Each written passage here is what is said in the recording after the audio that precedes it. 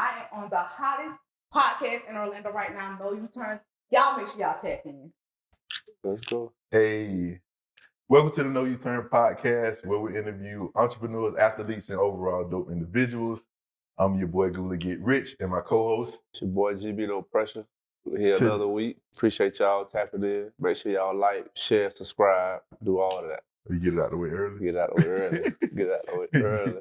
You might as well drop your commercial. We need commercial there. All right. Today we got a special guest. Say what you said the name was. Credit Queen. Credit Queen, Sidity. Sidity Queen. No, you didn't say that.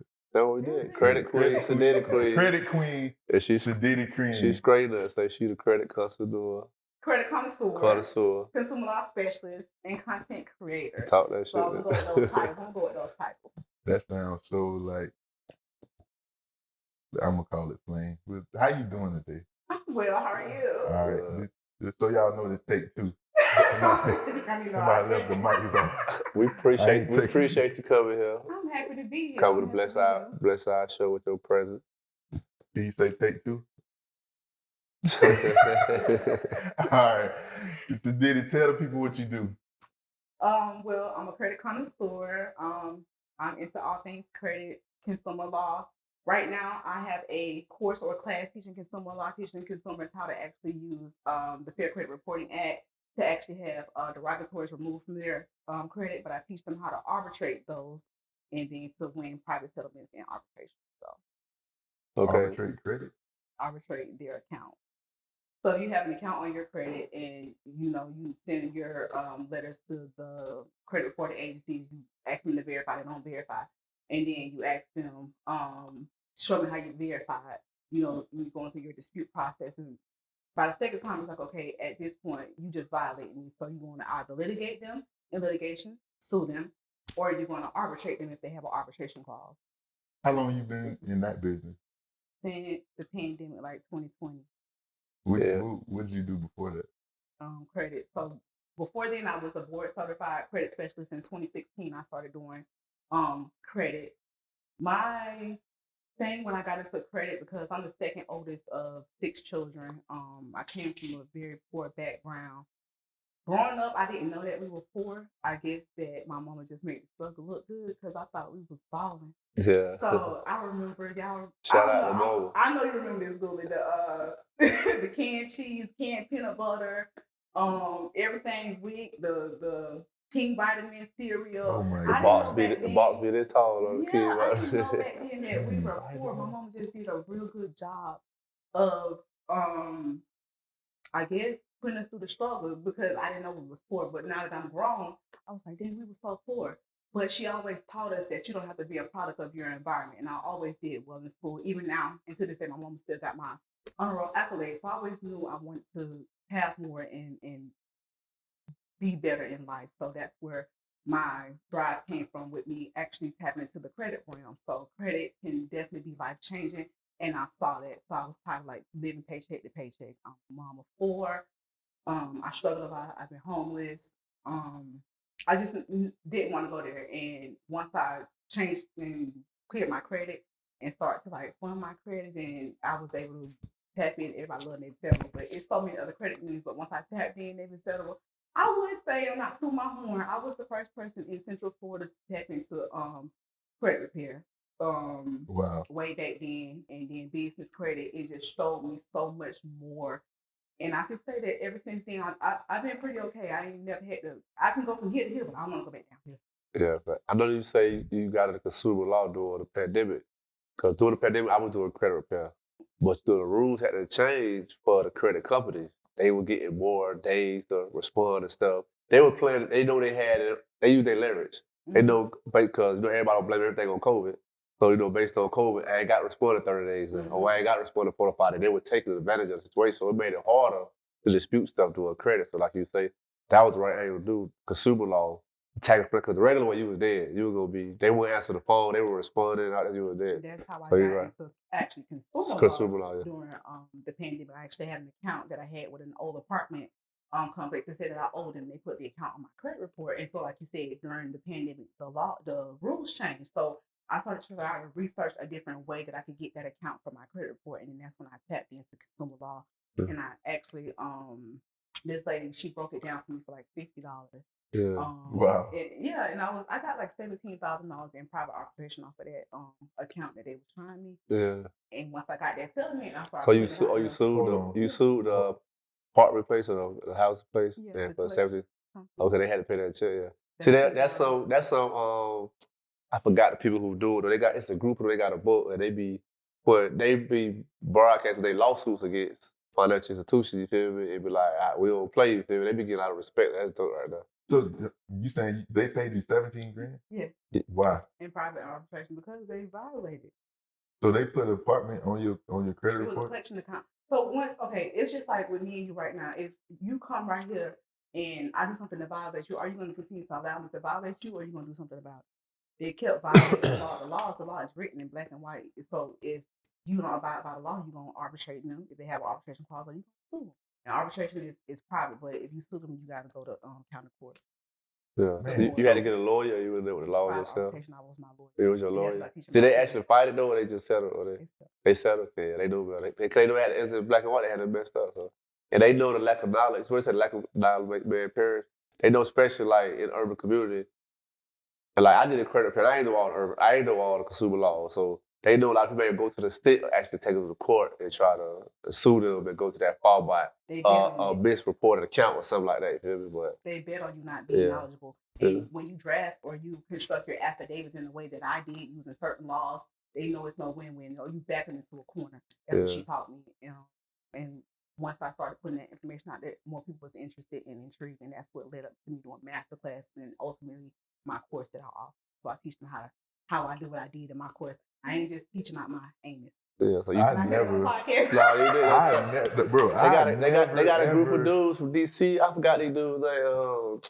When I was the credit where I was tapping. I could tell I used to know all their names, but I like that. But Bro. that was the law. But you might be the first person I met like face to face who actually like, yeah, I won this from that and all that. But I know it happened. I see them all the time. I done been on lives and all these courses and But all you that. said when you do the FCRA, all of that is consumer law. Yeah. Oh. But he probably the money part. He still shocked on the money part. What? That's all. What? You talking about fixing credit one thing, you talking about I can get a check. That's a whole nother, I'm gonna get some money back.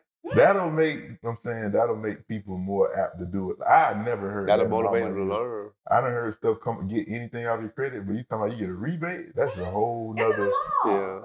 It's all in the law. I teach it all in the class. It's all in the law. It's written in black and white. It says you continue to violate. This is the remedy that you're going to get under this subchapter of the law. If they continue to violate you, tell me, I'm not going to do this. I'm going to stall you. Hey, it's time for you to pay. So how you get paid? You got to take them to court, civil court, or you got to sue them if they have an arbitration clause. But with Change Union, Equifax, Experian, all of them, you have to take them to court. You have to get a lawyer and sue them. Yeah. Debt collection companies, they more easy arbitrate them. They arbitrate. Yeah. So what's the difference between the first one? What's the one you started in 2016? That's called. That was credit repair. She was doing just And credit then repair. I was just doing credit repair. What's the difference between credit repair and consumer law?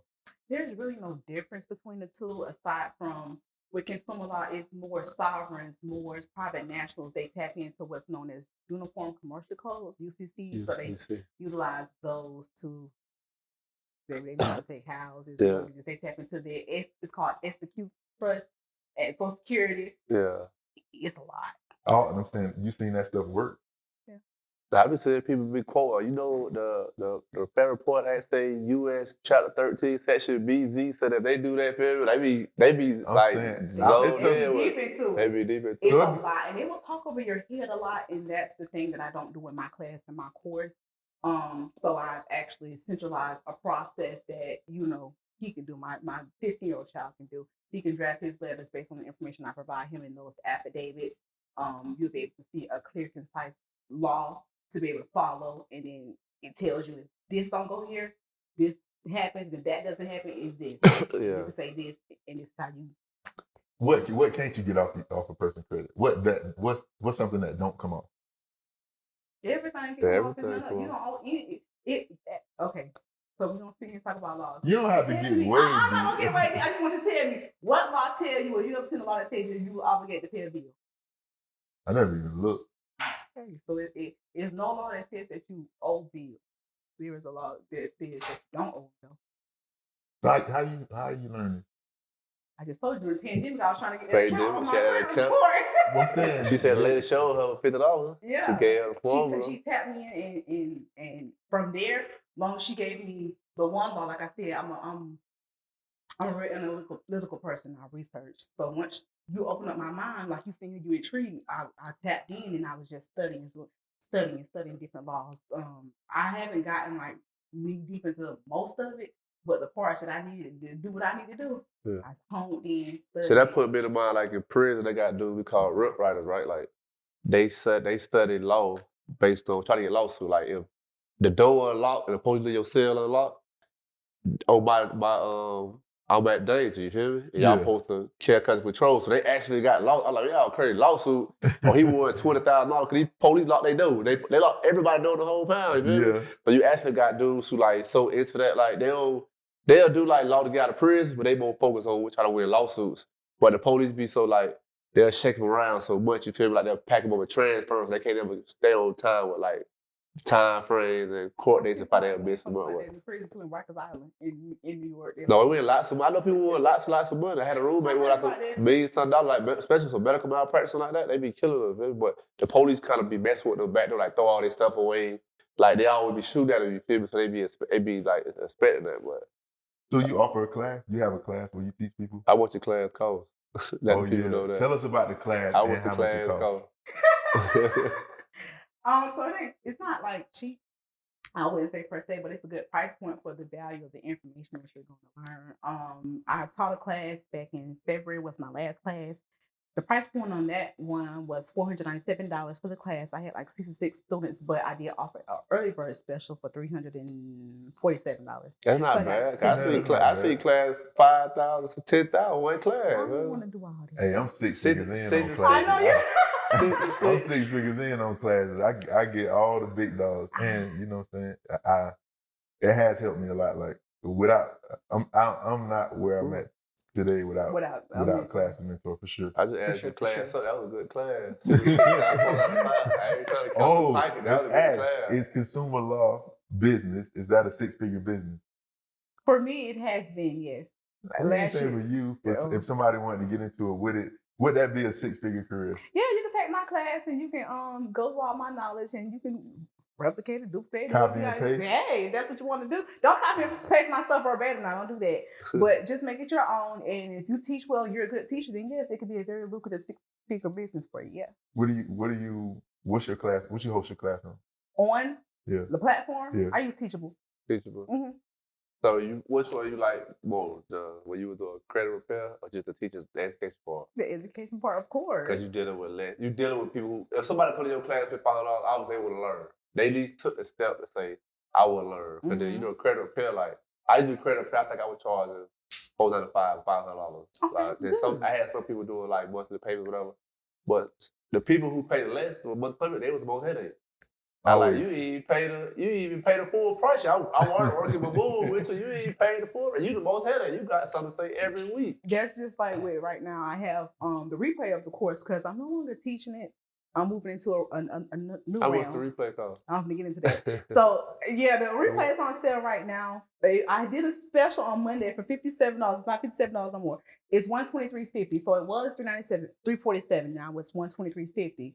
So I did the special for $57, and that's when I got the most headache. People were like, why I can't get into the group? Why I can't get into the group? Well, the group was for the live people that paid their $347. That's why you can't get into the group. You get a replay. You get everything. Yeah. So people who are at less price point are the more headache. Or they come in my comments on social media, and I just keep posting. I don't conduct business in my DMs. I know it's 2023. I know it's what y'all might do, but I got a team of people that handle my emails. Hey, they say stay out of the comments. Like most of the people that don't look at the comments. Stay out of the comments. If you want to be successful, stay out of the comments. That's just what a lot of the content creators say for whatever, probably for that same. Because somebody gonna say something stupid, and you get distracted with your really goal is. You can't entertain the foolish. Yeah. I see one of your posts. You was like, "Oh, it don't go down to my DM." So I know what she talking about. You feel me? She's like, "Hey, I ain't answering no DM. Hit this link. Email me this. We lit right here. Ain't no deal. Ask me no questions." Because they love to sound ratchet and ghetto, but then I tell y'all, email me. Now you don't want to email me. I have a whole business email. It's real professional. Yeah. It's at mybusinessname.com. But you want to get into the green email. And you want me to, what you want to chop it up?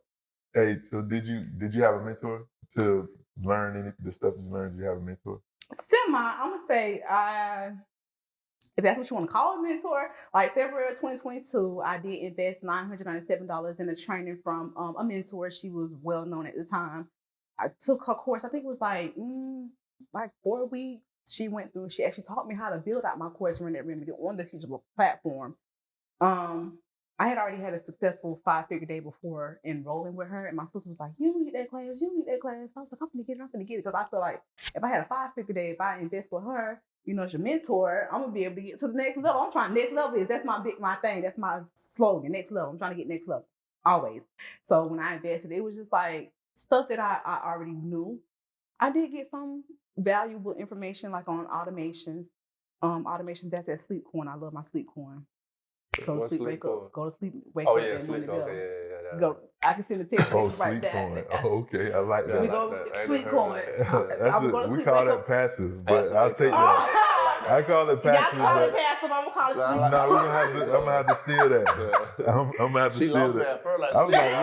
I was like, that's a crypto. When you say passive, it can be semi-passive too. But I like it. For sure. Once I automate that thing on that, it's sleep. No, once you automate it, it's definitely passive. Yeah. So she did teach me automations in that class, but she had somebody else teach it, but it was part of her program, which I appreciate that. I replayed that portion of the class so many times, and I got my automations down. So I would say I got the value from it for that reason alone. So that's What did you like or dislike about that mentorship, and then what would you do if you was mentoring somebody? What I like about that mentorship, I really didn't have many positives, but I showed up every day to make sure I get the value out of it. If it could have been done differently, she did a lot of just off camera Q&A. It wasn't like really interactive so that we could ask questions. So in my mentorship, I make it interactive where we're gonna go on this Zoom and you're gonna be able to ask your questions and pop in. We're gonna play a game because everybody do learn different. So I even paid Kahoot on my last thing. They was like, oh, they enjoyed it, but everybody learned different. So if I quiz you, I want to make sure that you getting it's like we in school. I'm the teacher. So you had a personal relationship with your mentees or people in your class. You actually hold a hand. No, I don't hold their hand, but if they need me to, I tell them I'm gonna give them a way to contact me after the mentorship. Like right now today. Anybody who take my class, of course, they have my email. If you get stuck or you need some help, email me. I ain't gonna just teach you this. A lot of people they get your money there. You go through that SOU and figure it out. No. But you executed from your mentorship, like you say, the automation, the structure. That's my problem. I buy mentorship. I build that one day. Then 2-3 days later, I've been in chain. They be sending me some of the. I get some of the emails on my phone. Hey, live starting now. Class star, I don't be clicking on them. I be dead wrong. I unsubscribe when I'm no longer interested. I be giving my people a list. I've been bought it. Not about paying money. I ain't unsubscribing to nothing. You ain't gonna keep paying up and pay me. If I want to go back and check it out, I feel like you want to know what's go. So do you have a one-on-one mentorship? No, I've never. I don't. That's what the DMs, the one-on-one mentorship. I don't think people. That's what the money. So somebody offer enough money, we go one-on-one mentor. Everybody got a number. What would it take? Oh my God. So you would have if it was like a private group of people, like, I'm going to take 5 of y'all and mentor y'all for this flat fee right here for 6 months. Let's go. You will do that? That's too much of my time. I like my sleep coins. I'm going to strategize that business while however, if I want to make $10,000, I'm going to come over here and I say something $57 to 66 people versus me doing. I'm not doing it. I'm going to tell you what somebody told me. He said, man, you selfish. And I'm gonna tell you yourself. Yeah, you say you selfish. You got all that knowledge. I got a free YouTube. They got so much. You might gotta teach me how to cook. It might be something else. You might gotta teach me how to cook it. I might be leading the ball the wrong way. He opened my eyes. I'm like, dang, that is selfish. But I don't feel like my knowledge is that important. That's why I was like, I don't want to waste You don't feel like that. I be telling him that. You don't feel like that. I feel like it is. I be telling him that too. But he like, you know know more than the average person. He think he'll be doing. He know more. But I be saying the same thing too. I be sometimes I say, especially when he was flipping them Airbnbs like that was candy. Oh yeah. Well, I'm saying we had it. Was that the first one we started? We got it together. That's the first one we got it together and started the decor. he did all the deco, but he had an iPhone. He thought he was doing right. Like, bro, you put it together. Yeah. People were asking me, thinking like, "That what girl did your Airbnb?" I like, man, my Yeah, cousin because did it was very Airbnb. nice. But Yeah, I do all my design. I flipped one and I was done, and you was over here 2-3. I was done with that. Well, most of mine is that the ones I own the actual property, but the one we had an apartment. It was good for a long time until they weeded us out of there. So now, like, I'm trying to get with somebody who, well, now it's more. They do have Airbnb places that allow you to do it, but I'm pretty sure stipulation of that probably gonna be more. Mm-hmm. It's gonna be rent more. Rent gonna be more. Like, I ain't figured it out yet. Yeah. You tested that space out? The Airbnb space? You tried it? Yeah. Did it work? Yeah, I had a good lucrative Airbnb. What happened to it? It got a headache, and once the lease was up, I was done. Oh yeah. What was the headache? The people, the turning it over, even though automations is good for some stuff, but not most of the stuff. And then what I'm seeing, like people in hospitality space, some of these people, I don't see how they. Some of y'all guests were just so nasty. Oh no. No, I'm just saying I was turning it over myself. I couldn't let a cleaner go and do it myself, so I would go and turn it over myself. That's so we didn't scale like that. In scaling, and that's in any business. In scaling, nobody's gonna do it or have the passion that you have. But you can't do it all. If you're 100 and they're 89, you just got to deal with the 89. But for the record, guests are nasty. We didn't have a booking on one site.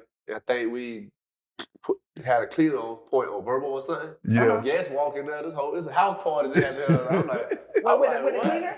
Yeah. No, the cleaner. It wasn't his fault. It was a mistake. It was human error because we booked on Airbnb, but we have it blocked off on Verbal. Oh, so when I guests walked in there, they're like, "Hey, somebody still in here?" Like, ain't nobody in there. And people been gone, man. There's pizza boxes everywhere. We had to get them. We had to give them their money back. Yeah. Get them a hotel room. Boy, I'm in here late night cleaning, trying to clean it, get right, watch it all the time with stuff. Hey, you came through though. I ain't gonna lie. Like, you came through. You got to turn it over sometimes. I was tripping because we ain't really had that was like our only real. That was our first fumble. So I was tripping. I was really laughing like that. Was our first fumble, like how in the hell? But Airbnb was cool. It was fun. It was cool. But back to your credit repair business. How many clients you probably had at one time doing credit repair?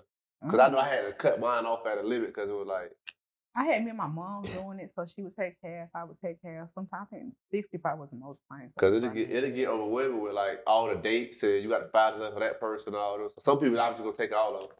So what would be your advice to somebody who's starting a credit repair business right now? Because somebody just asked me a lot of questions too. So if they started a credit repair business or what to do right now to start a credit repair? Find a good mentor that's willing to actually teach you the proper ways to dispute. Like there's millions of ways to skin a cat, right? You can use consumer law. You can use the Metro, factual dispute, and you can go the long route with verification. You can do litigation, but you want to hone in on a mentor that's going to actually teach you in depth how to dispute and make sure that you understand what you're doing before they just let you go to the rules. Don't be out here just because you know with disputing, right? If you just include the wrong accounts, you're gonna miss somebody credit. So if you have 99 late payments, you can have those late payments removed versus you removing that whole entire account with 17 years of history because you have 99 late payments. So have a mentor to teach you how to actually do that. Yeah. Is that all under one service? Like the service you provide, is it one single service or is it broke up into different sectors?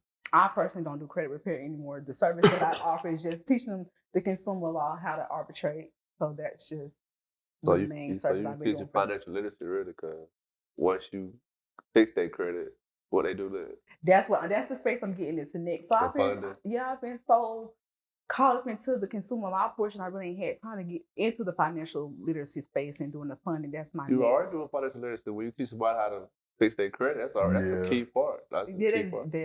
That's the key part. How'd you get passionate about financial literacy? Tell me about that. I just told you I grew up poor. That was all the passion I needed. That's all the motivation she needed. I slept in the car with one of my babies before. That was all the passion I needed. I needed to be able to be financially stable. Then I actually started working at the bank. It's really how I really tapped in. So worked in banking like 2 years. No, not 4 years. 2 years at one bank, 2 years at another bank. I worked at 2 separate banks. And coming from where I'm coming from, I'm looking at these accounts they call it. First of all, I thought existed was checking and savings accounts. So I get to the bank, I'm starting to work here. I'm in the back end. You got CDs, you got lock boxes, you got all type of investment products. People calling in. They got $20,000 in a savings account. This lady called in. She got $157,000 in 2 savings accounts she hired from her husband. I'm like, well, dang. I got doctors and lawyers calling in, but police officers calling in making the same salary that I'm making. But what are they doing different from what I'm doing? So then this old lady, frail lady, she said, yeah, you need to do your credit. My credit is a 720. I want to get a credit card with you all. So I transferred to the credit card department. She ended up getting a credit card. But that made me, I was like, credit? Oh, okay. And that's what made me tap into like the credit realm. I cleared my credit and like the rest is history. Like, how long have you been an entrepreneur? Since 2016, when I started to the at the bank. I actually got fired from the bank for doing credit repair. They found out, they let my behind go. That's a conflict of interest. Yep. Wow. No, it's true, because I was at Bank of America and I went on with tax shirt on, and the lady, she ended. She like, I want to do tax preparation, but the bank said we can't do nothing with nobody else finances. But I really want to do my family. She like, I wish you could teach me. You feel me? She say something about me all the time, so I ain't know it applied to credit repair too though. But that's crazy because I actually, somebody told me that at Bank of America. What all you did before you was an entrepreneur? What you did? You said the banks, but before that. Oh, I done worked an array of jobs since I was 17. My first job was I worked at McDonald's, $5.15 an hour. I never forget. $4.75. Oh, you were My first job, McDonald's. Yeah. $4.75. $5.15. No, that's a lie. It was $4.15. Oh, $4.15. And then I went to Universal. That was $4.75. Oh, Universal $4.75. Well, I went after that. I did thrift store after that, and then a whole bunch of call centers, and I was just tired of the rat race, the whole 9-to-5 thing. It's cool for some people, I guess, but I just always knew I wanted more. I wanted different. What's your favorite thing about being an entrepreneur? Oh, to have the freedom to be able to spend time with my kids. I don't have to tell my kids I can't come to your field trip. I can't bring you lunch today. I'm big on that. My sisters be mad at me. Smart. Them kids taking advantage of you because you always taking them lunch. I don't care. If they call, I'm coming. I missed my son's 5th grade graduation because I was on somebody 9-to-5. I couldn't get off work. I'm not missing nothing else for my kids. I'm showing up. So what is the one key factor in becoming a successful entrepreneur, in your opinion? One. I don't feel like I'm successful yet. So I don't know. In being an entrepreneur. Being consistent. But not only being consistent and learning from your mistakes. So you can be consistent. So I can be consistent right now. I can automate 5 posts to go out every day. I'm consistent because I'm posting every day. But my followers stagnant. My sales are stagnant. I ain't getting no sales. I'm consistent, but I'm not really looking at something wrong. Yeah, I'm being consistent, but you have to also look at it and learn from, I might need to change this. So I would say be consistent and also really hone in on your back end analytics, things of that nature. So you see what changes need to happen to be done. How important is marketing? That's number one in business. You got to market, whether it's back end, front end. You got to build them leads, have that email list, that text list. I'm big on the text list. I text you just like Fashion Nova. Yeah. Wake up. So most we gotta get us a text list. I've been getting all the texts from all the mentorship. We gotta get us a text list. Period. Most of us, most black, let's say black entrepreneurs, that's the main ingredient they missing is marketing. We don't want to spend money on marketing. It feels like a waste in the beginning because you can spend. I think that we don't know how to spend money on marketing. I think that's the issue. I guess, however it comes, they don't want to spend money on marketing. Yeah, you got to put that money back in the business. Yeah. Most businesses have a marketing budget. It's probably very few. Yeah, unless you small or something like that. Yeah. Small. Well, you don't have to be a large business, but I'm saying they're gonna take 20-30% of your income and put it back in marketing. So that's how we feel. So we started a business, we made $200,000. We thought we didn't hit. Most people like they didn't hit. Nah. I see. Well, people I've been watching like, man, I made $300,000-$400,000. I put $275 back in marketing. Yeah. I'm like, this. So I kept this little change, but that's how he had the right mindset. But like the normal, especially out of the hood, you made 6 figures, so it's been so hard to make it. You ain't trying to spit it back out. In reality, you did not make 6 figures. Okay. I'm saying, so in business, if you 6 figures, just say 33% of that is marketing. Mm-hmm. So if you spent that, you spent the marketing money. Yeah. You know what I'm saying? And the other, so you have to pay yourself a portion. But in business, us small, we want to pay ourselves all. It don't work like that. Yeah. You know what I'm saying? You need a maintenance budget, marketing budget. You need a tax budget. Don't forget that. They got to get theirs. So me personally, I failed a million times. I probably, man, if you look up how many LLCs I got, you would just probably bust out laughing. Don't look up mine. Like, I'm saying, You got a whole bunch of LLC. oh my God. If you look my name up in LLC, you're going to be like, man. And But you that like- lets you know, like, how many times I actually attempted something and did not succeed. But you learned from it. Oh, no. I'm saying I learned. When you learn from losses, it ain't really no losses, lessons. You Nah, I feel me? learned So a lot. you move forward. I learned a lot. But now we're going back to mentors. If I had a mentor from the jump, Out the gate. I probably Leave it on the short road. I might not even be doing what I'm doing now. Well, I ain't gonna say that because since I was a kid, I always wanted to do real estate. But a lot of other businesses, I probably wouldn't have endeavored in. I would have still had a barbershop or 2 or 5 or 50 for sure, because I would have just let that snowball. Like I ain't you growing up. Barbershop there because you was so known for cutting hair. It would have been a historical Marketing, name. bro. It would have been already been like it would have been a household name already just to go in the resume get a cut. If I would have marketed or somebody would have pulled my coat, it would have still been something today. But I'm saying I learned. So even talking to new people trying to start a business, I always say like, focus on marketing. Like you're gonna have to spend that money. Yeah. And it's not always a dollar for dollar return in the beginning, which makes it tough. Like if you go to the store and buy something, you get a receipt, you get some. Marketing don't work like that. You might spend thousands of dollars and you're not going.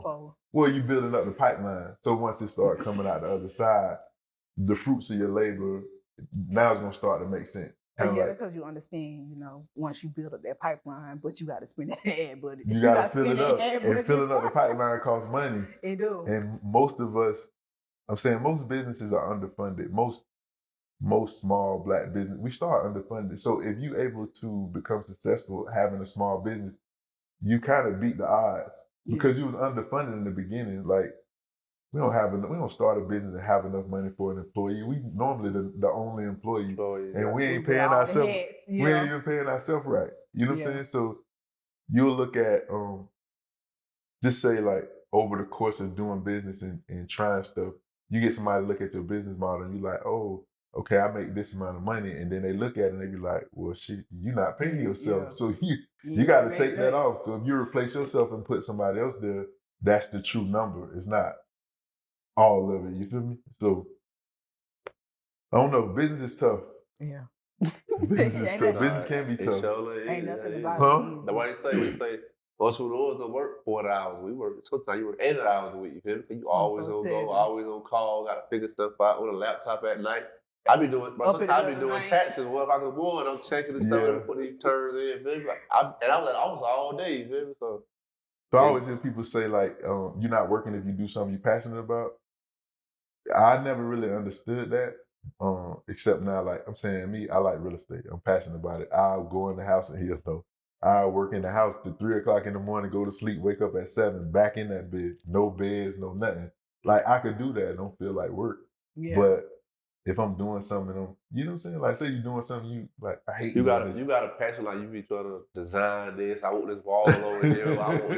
I want the roof to go like. So that's why it's like you into it. I be getting up out of there. So I'm saying it's not for you. It don't feel like work. It does not feel like work, even though it's money on the other side. Like man, sometimes I think about working for people for free, like people who know more than me. I will work for somebody who know more than me. I will work for them for free. Most def. Most def. That's the best way to get a leg on somebody. Like that's how you offer value to somebody. Somebody teach you something. Like, hey man, let me work for you for free. Right. You don't gotta pay me nothing. I'm gonna be another hand, another mouth, another brain to help you do whatever you gotta do. I'm saying somebody. People gonna do that though. It's like somebody who would have been down the road. Like I would too. Especially like some. I'm interested in a lane I'm trying to get into. I'm saying we all had business. Right. I'm saying, so just imagine, just think about somebody that you look up to or somebody in your space that's killing it. You think if you had an opportunity to work for that person, yeah, no doubt. All right, no then. So we all the same. But some people won't. Like, matter of fact, the majority of people, unless you've probably been in business and understand the ups and downs, the ebbs and flows, that you would even consider working for somebody for free. most people are like, I was trying to get paid. That's how you ain't never learn that. Oh yeah, like no. you think about the money first. Oh yeah, no. Exactly. Success Think about is the purpose first. I'm Put that saying, purpose there first. money is a byproduct of the grind. Yeah. If you grind enough, the paper gonna come. It's gonna Like come. always, the paper is there, the money is there, but it's about the money gonna come if you do the right thing. That's basically what I'm trying to say. You do the right thing, the paper gonna come. You asked the question. I ain't ask no question, man. It's one question. Man, your favorite question, bro. Oh yeah. It's our question, show question. You ask it every time. Yes. Okay, so we ask all our guests this one question. The No Name of the Podcast, No U-Turn Podcast. So at what point in your life, you probably kind of answered it, but it's different. What point in your life you knew it went on U-turn, you couldn't turn around, you had to go forward and like keep going? The specific, the pick one the moment, like the spirit. We know the whole. I got an idea what the whole is, but that one day where you said, "Man, fuck this shit." Okay. I ain't going back. At a point where I knew I couldn't, like it was get it or get it. It wasn't no A B. It was option A, January 21st, 2012. My youngest two kids' dad, I don't know all that simple stuff. He passed away, transition January 1st, 2012. At that point, my kids wasn't left with nothing, no insurance policies, no trust, no deeds, no LLCs, no generational wealth. It was me left to take care of them kids since 2012. So at that point, it wasn't no turning back. I got to get it, make it work, or make it work. I don't have no other options. I don't have nobody else out here helping me with them.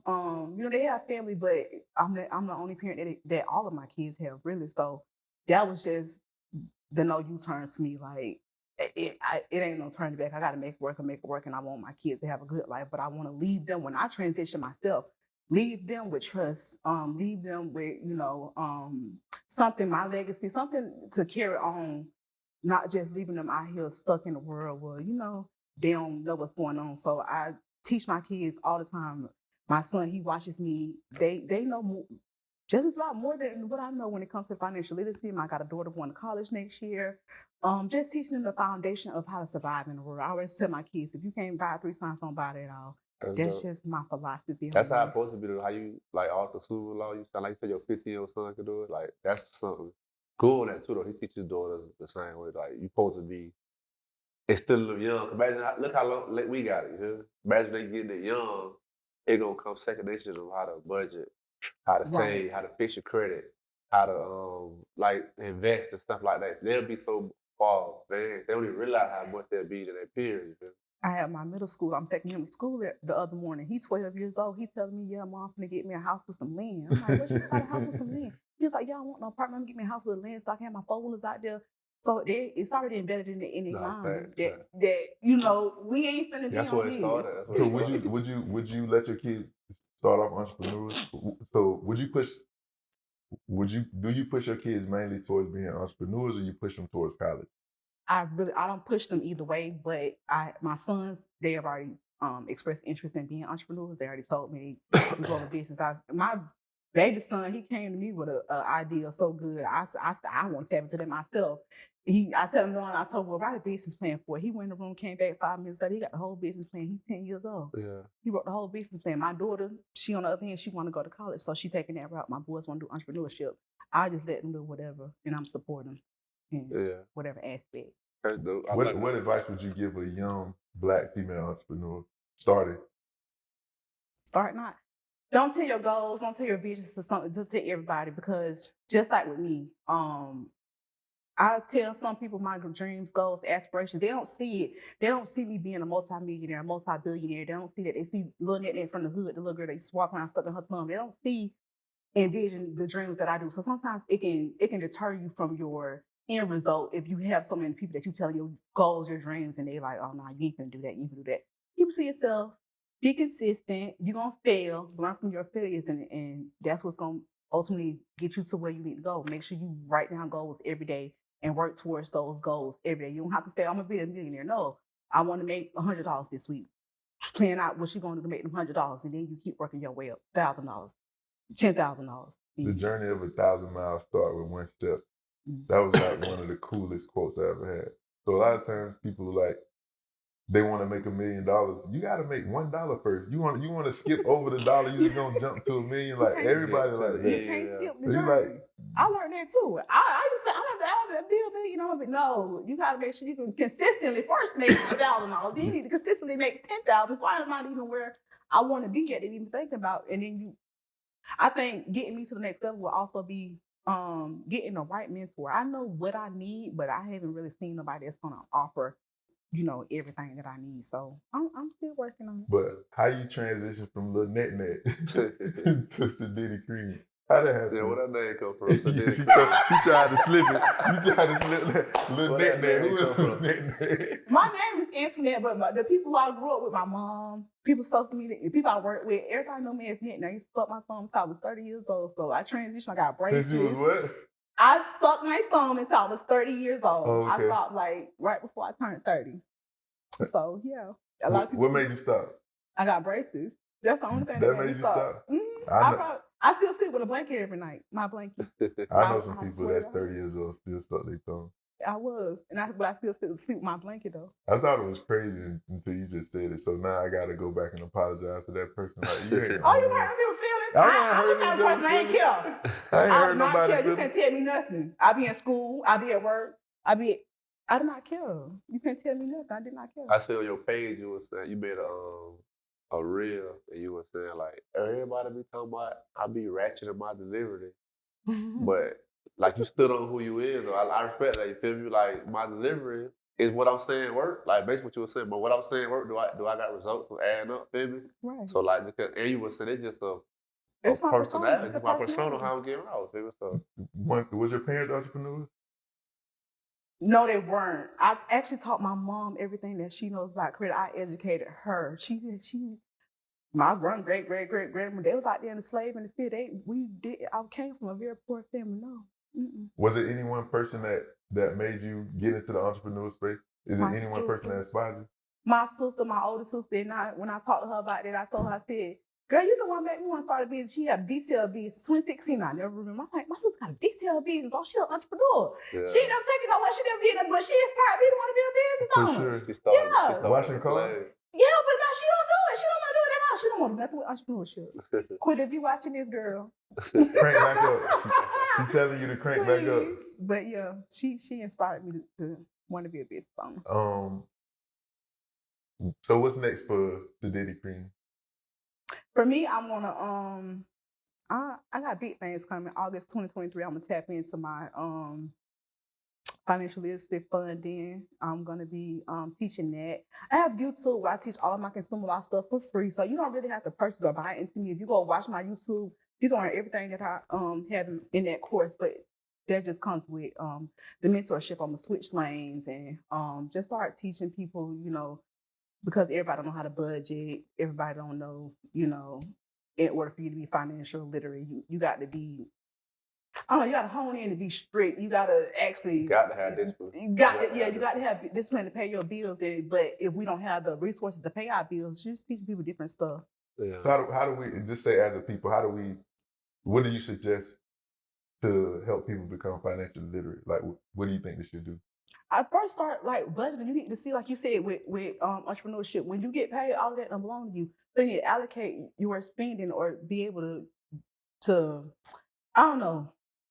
You got to learn how to pay your bills. If you don't pay your bills or know how to live off of your current experience, like right now, people they talk so much trash about me because I can make six figures. I make six figures, but I'm still not gonna live above my means. I'm still gonna live off a $40,000-$50,000 salary. Sure. I'm not gonna go get no high rise downtown and be paying $3,500 a month because I make $10,000 a month. To me, that's stupid. I'm never gonna live beyond my means. But I learned that from just going through the struggle. So I just feel like if people know where you don't want to fall back to, and you take your salary, you break it down, and you allocate your grocery, your bills, and you just start doing different stuff to earn. You got to earn extra money. They ain't paying us nothing out here nowadays. You got to find some way to make some extra money. If that's tapping into some knowledge, making some ebooks, or doing whatever you got to do something and be consistent. Yeah, like with your courses, what your courses, you can sell over and over again. Knowledge is power, for sure. Over and over again. Knowledge is power. This a book I read called The Richest Man in Babylon, and it basically said one thing we don't do is pay ourselves first. It said to take the first they say 10%, 20% that you make and pay yourself first. And what I took from that is people like if you pay yourself first, you can't live check to check, right? Most people get a check. Most Americans are living check to check. So if every dollar that come in goes out to a bill, you never pay yourself. Yeah. So if you pay yourself first, say 20%, then you got 80% to do whatever the rest with over the course of. If you invest that over the course of 30 years, I don't care how little it is, with compound interest, which is the eighth wonder of the world, says Albert Einstein, you're going to end up with a nice piece of change. So I suggest pay yourself first and definitely live below your means. If you can't buy it 3 times, don't buy it. What else? What's the, you read, right? You say you read since you was what? Third grade. Third grade. What's the most influential book you read? I haven't read nothing in a while, though. I ain't gonna hold you. In your life, not now. In general. I don't know. Do you read nonfiction or you just read fiction? I read nonfiction. What's the last book you read? I can't say that on a podcast. Is it porn? Mm-hmm. Damn Next question. All right. Sierra or Young Miami? Young Miami. Why? Period. I'm a city girl. I'm saying, why you choose Young Miami? Because I like her personality. She don't get no drama. She's so humble to me. She a bad bitch. Period. Can I sit on the podcast? I'm sorry. I'm just so bad on your podcast. Okay. Nobody gonna see this, but I love her persona. Like, she just down to earth. I just feel like, she in her bag right now with Diddy. So just like, yeah. What do you think about that relationship? I think so with Sierra, they've been locked in since the conception. When she left Future, Sierra. Yeah, she like that boy lifestyle. That's Young Miami. I'm saying I'm a fan of Diddy. Like I like Diddy. I like their relationship. I like everything they got going on. Mm-hmm. So every now and then somebody go, when they break up, I'm gonna get DMs talking about, oh, she left that nigga. You know what I'm saying? Blah blah blah blah. 20 days later, I'm back. You know what I'm saying? So they was just at the gala hanging. Huh? They was at the gala hanging. Oh man. But when she said I see you post that. That's why you post that. If you notice, I always post Diddy. Anytime you do something, I post Diddy. I met Diddy one time. That was like the highlight of my career. Only billionaire I ever met. That was pretty cool. Ain't like we had no old conversation, but I was in the spot. Hey, Diddy. He shook my hand. Actually, I got that on tape. Like that was. We went to the QC party. We went to the QC party, and I got invited from one of my partners, and I was like, the highlight of my night is if I meet Diddy. That's all I want to do is meet Diddy. Oh, yeah. And just so happened, like matter of fact, he asked me. He was like, "Hey, you seen P?" I was like. Who, me? Yeah. I was like, oh yeah, he right over there. He gave me that. All right, just like that. So that was the first billionaire I met, and I think. Oh, you be in rooms. I would say Jim Irsay, but I don't think I didn't meet Jim Irsay. At the Hall of Fame, I think I was right there, but I did. Like no introduction. Well, I'm saying that's one of them things where it's so. I'm saying I'm gonna meet him. That'll be the first one. Jim Irsay, that's the owner of the Coke. So I'm saying meeting billionaires is cool. Maybe you get some of that energy. You know what I'm saying? Yeah, rub a little bit up on me. I'm trying to tell you. Put on that juice. What's your Hold on, before you go, I gotta do a commercial, man. Oh, today's where we at? Today's show is sponsored to you. No, today's show has been sponsored by Just Love Coffee. If y'all in the Clermont area, y'all like coffee, they got good food. Y'all check my boy out, Chris Johnson, got the coffee shop Clermont. Make sure y'all pull up. Shout out Chris Johnson. Let's go. You told me I forgot last time. Oh yeah. Man say you signed a 360 deal. Yeah. You give me a sponsorship shout out. For all the people who don't know, we got Chris Johnson on the 360 deal.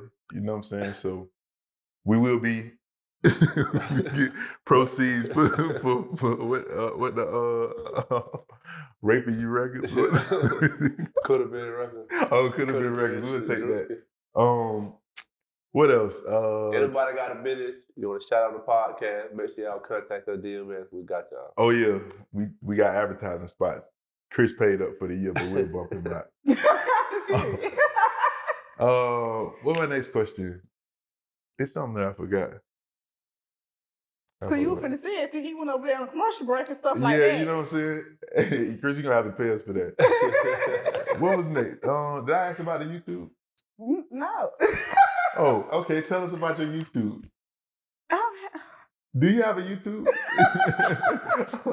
Yes, I just told y'all. My Okay. YouTube is Sidity Cream. Oh, tell us about your YouTube. It's just the consumer law stuff. You go on there. I record videos breaking down consumer law in an easy, digestible way for y'all to understand. So I have that going on, and I'm in the process of building a family channel for me and my kids. I don't want to shout that out though. Oh, what's the family channel? I just said I don't want to shout it out. You ain't gotta shout it out. You say you started already? Yeah. So shout it out. Oh, How many yeah. views up? We're gonna put it under here. What's the family channel? Just tell us the tag. Cream Gang Family. Cream Gang Family. Y'all be Y'all ratchet. make sure y'all check that out. Of course, that's my persona. That's my personality. I didn't know she was ratchet. I'm saying I didn't. How you ain't know that? You didn't follow me on social media. I follow you. I don't get ratchet. You know? I'm saying I ain't. I guess I see you in a professional manner. I don't really. I'm saying I see you on the grind. Now that's what I do see. Like even when I told her she be on her grind, that's what I know. Like so, I'm saying everybody's not as polished. You know what I'm saying? I'm definitely not polished. You own your grizzy. You feel me? I respect what you do always. I always see you going towards a goal. Like I said, I gravitate towards entrepreneurs in the financial literacy space because I'm saying it's a lot that I can learn. Like I be trying to learn. I told everybody like even trying, like I won't be even some people don't want to be working. I know it took that effort. But I knew the effort it took to even start. You feel me? So I be respecting, like shout out to everybody on that. So, like, hey, speaking of starting, how long we had the podcast equipment before we shot the first episode? A year from change. You came with the idea.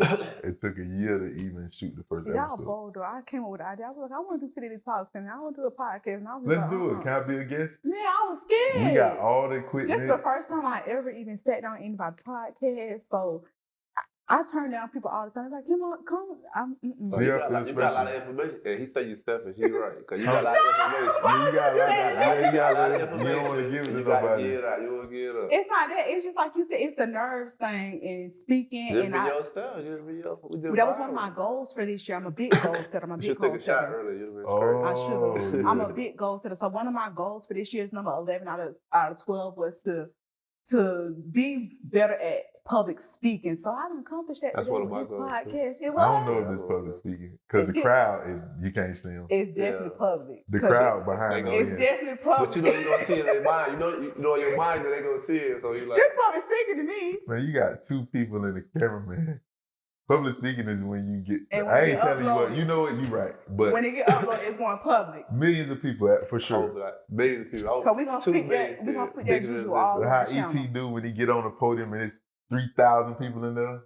I gotta tell my people to come look at this podcast. I'm actually taking a public speaking class in. Oh, you are? Yeah, it's in Chicago.